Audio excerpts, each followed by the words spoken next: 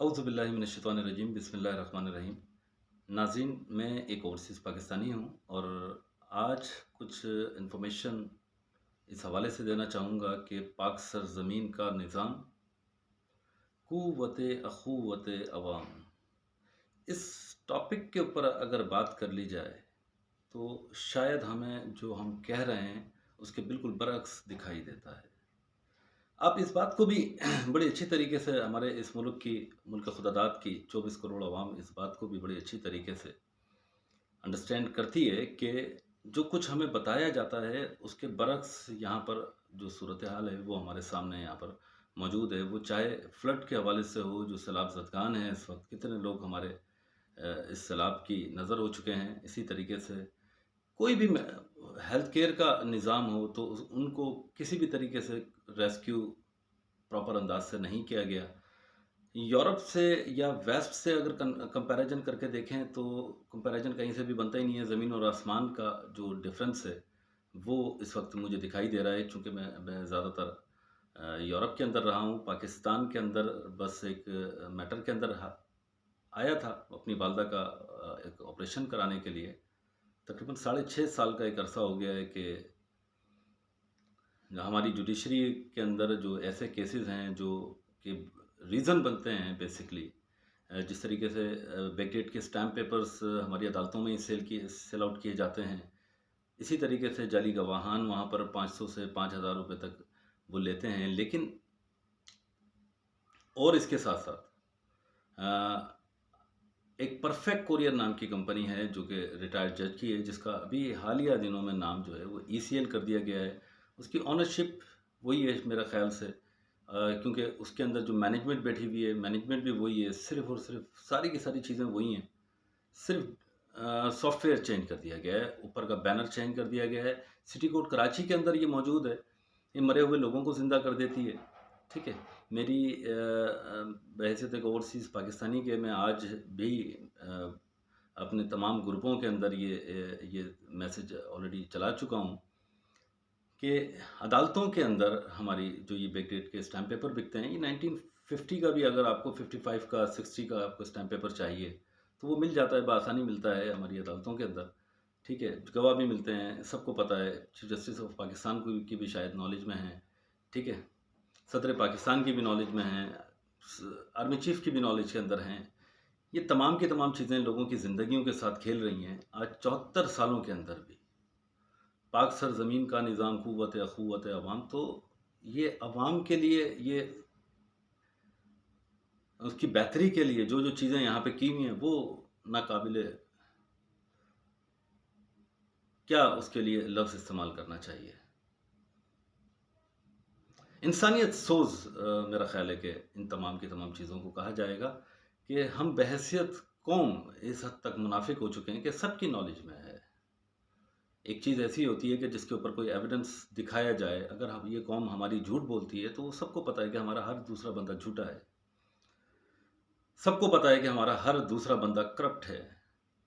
हमारे इंसाफ के निज़ाम के अंदर अगर हम किसी बात को पॉइंट आउट कराने की कोशिश कर रहे हों तो एक आम आदमी की आवाज़ को तो शायद मेरे पास इस वक्त 10 के करीब, मैं उनके नाम नहीं गिनवाना चाहता, उसमें बहुत सारे हैं। वकास गाज़ी है,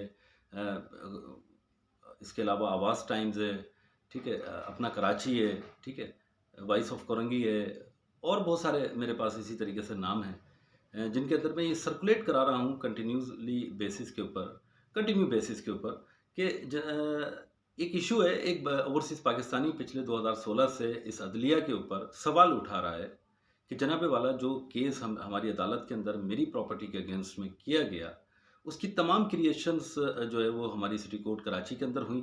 ठीक है, उस जिस कंपनी ने वो रसीदें बना के दी जो कि बेस बनी उस केस के अंदर, सिविल मैटर के अंदर 1856/2016 के अंदर, वो उसी अदालत के अंदर एक परफेक्ट कोरियर नाम की कंपनी थी जो कि रिटायर्ड जज की थी। ठीक है, उनकी कंपनी ने ये रसीदें बना के दी उनको बैकडेट के अंदर।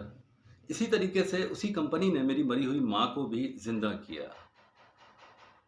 तो ये रसीदें बेसिकली जो रिटायर्ड जज की कंपनी है, जिसका नाम इस वक्त अभी मौजूदा कुछ माह कबल मेरा ख़्याल है कि उसका नाम तब्दील कर दिया गया है। सॉफ्टवेयर मैंने बताया कि तब्दील कर दिया गया है और वो उसी अदालत के अंदर मौजूद है और वो उसी हिसाब से वो क्राइम वहाँ पे जारी वसारी हैं। इसी तरीके से जो बैकडेट के स्टैम्प पेपर्स का सिलसिला है, जो कि मैं 2016 से आज तक चीखता आ रहा हूँ, मेरा नहीं ख्याल कि इन 10 ग्रुपों के अंदर कोई हमारे पास इलेक्ट्रॉनिक मीडिया का बंदा नहीं है। इसके अंदर बड़ी अहम हस्तियाँ यहाँ पर मौजूद हैं और ये तमाम चीज़ें यहाँ पे एंकर्स हज़रात भी मौजूद हैं, यहाँ पर जो चैनल्स के ओनर हैं वो भी मौजूद हैं, ठीक है? उनके उनके कारिंदे भी मौजूद हैं, या उनके माज़रत के साथ कारिंदे नहीं कहना चाहिए, मैं खुद एक जर्नलिस्ट रहा, लेकिन जो यहाँ पर हमारा मीडिया इस वक़्त काम कर रहा है, बहुत अच्छा काम, उसको मैं उसकी इस बात की तायद नहीं कर सकता, ठीक है? मैं खुद खैरबाद कह चुका हूँ, अदरवाइज़ अगर दूसरे अंदाज़ से हम बात करें, इसके अलावा तो सदर पाकिस्तान जनाब आरिफ अलवी साहब का भी इंटरव्यू किया, शाहिद खाकान अब्बासी साहब का भी इंटरव्यू किया, और बेशतर हमारे जो पॉलिटिशियंस हज़रात हैं, इनके भी इंटरव्यू कर चुका हूँ। लेकिन इस पूरी की पूरी जर्नलिज़्म की फ़ील्ड को खैरबाद कह चुका हूँ, क्योंकि पाकिस्तान के अंदर जो चीज़ें मैंने वॉच आउट की हैं कि यहाँ पर सच बोलने वाला गद्दार वतन है, और जो डाकू है उसको यहाँ पर हमने हमने बड़ी रिस्पेक्ट दी हुई है। ये इसी हवाले से अगर अदलिया के ऊपर भी बात की जाए, तो अदलिया एक ग्राफ पे अगर हम जाके देखें तो 128वें नंबर पर आती है, वो अगर इंसाफ के मामले में देखा जाए तो। और अगर इसको हम दूसरे अंदाज से इसके अंदर चेक करें तो इसकी मराद के मामले के अंदर ये छठे नंबर पे हमें हमें हमें दिखाई देती है, ठीक है? क्या बेहतर होता कि अगर ये छठे नंबर पे हमारी अदलिया इंसाफ के मामले में हमें दिखाई दे रही होती और 128वें नंबर पे मराद के मामले में हमें दिखाई दे रही होती, तो शायद हम समझते हैं कि पाकिस्तान में हकीकी मानों के अंदर हुसैनियत के मानने वाले लोग हैं। लेकिन जो यहाँ पे इस रियासत के अंदर कायद-ए-आज़म रहमतुल्लाह अलैह के बाद आज तक हर शख्स जो जो यहाँ पे करप्शन कर रहा है, क्योंकि ये इस बात की बड़ी वाज़ेह दलीलें हैं कि हमारी अदालतों के अंदर जो खुलेआम बैकडेट के स्टैम्प पेपर्स बिकते हैं, जाली गवाह वहाँ पे खड़े होते हैं, और ये तमाम चीज़ें, इनके लिए मेरा नहीं ख़्याल कि किसी एविडेंस की ज़रूरत है। अगर किसी को भी एविडेंस चाहिए हो तो वो वीडियो एविडेंसेस भी मेरे पास मौजूद हैं। मैं आज भी ऑलरेडी कुछ एविडेंसेस सोशल 10 ग्रुपों के अंदर तकरीबन पाकिस्तान के या कराची के, जिसमें पूरे पाकिस्तान के लोग हैं, पंजाब के भी लोग उसके अंदर इलेक्ट्रॉनिक मीडिया के मौजूद हैं, प्रिंट मीडिया के मौजूद हैं। लेकिन आज तक इस तमाम के तमाम इशू के ऊपर, मेरे इशू के ऊपर, मुझे नहीं समझ में आता कि हमारे जितने भी एंकर्स हज़रात हैं, क्या उनको आवाज़ नहीं आती? क्या चीफ जस्टिस ऑफ पाकिस्तान को एक आम ओवरसीज़ पाकिस्तानी की आवाज़ नहीं सुनाई देती है, ना दिखाई देती है? प्रोग्राम 2016 से मैं इस बात को चीख रहा हूँ, प्रोग्राम कर चुका हूँ, 2019 में भी प्रोग्राम कर चुका हूँ। 2016 से इस बात को चीखता आ रहा हूँ, 2016 में प्रोग्राम नहीं किया, 2016 से मैं चीखता आ रहा हूँ, लेकिन 2019 के अंदर मैं इसको बाकायदा एक प्रोग्राम की शक्ल में बता चुका हूँ विद एविडेंस कि जी ये परफेक्ट कुरियर की कंपनी है, ये मेरी वालदा मोहतरमा है जिनका इंतकाल कनाडा के अंदर हुआ था, ये इनका डेथ सर्टिफिकेट है, और ये हमारी जो अदालत के अहाते के अंदर जो एक रिटायर्ड जज साहब की कंपनी है, ये उसकी एक रसीद है जिसके ऊपर उनको ज़िंदा कर दिया गया। यही वो कंपनी भी है जिसकी वजह से आज 6.5 साल से मैं अपनी फैमिली से दूर हूँ, अपने बच्चों से दूर हूँ, और फैमिली तो ख़त्म हो गई इसी अदालत के मामलात के अंदर। सवालिया निशान इस रियासत के लिए ये है कि इस रियासत के अंदर कोई ऐसा शख्स जो यहाँ पर उसका दिमाग इस बात की इजाज़त दे रहा हो कि जो भी कुछ मैं कह रहा हूँ इस रियासत के अंदर, क्या ये हकीकत या हकीकी मायनों के अंदर नहीं है? क्या हमारी अदलिया के अंदर ये तमाम की तमाम चीज़ें नहीं हो रही हैं?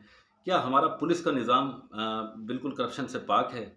हर जगह पे करप्शन है, एफआईआर कटवाने के लिए भी करप्शन है। एक इंसान को खौफ आने लगा है पुलिस के नाम से, इसके इदारों से खौफ आने लगा है कि मतलब ये इदारे हैं, एक इंसान को जिसको तहफ़्फ़ुज़ देना चाहिए, उसी के साथ आप ज़ुल्म कर रहे हैं, ठीक है? एक मेरे जैसा ओवरसीज़ पाकिस्तानी जो कि रेमिटेंस पाकिस्तान के अंदर भेजा करता था 2 से ढाई हज़ार यूरो हफ़्ता 10 दिन के अंदर, वो आज इस पॉइंट के ऊपर आके खड़ा हो गया कि उसको करना क्या चाहिए।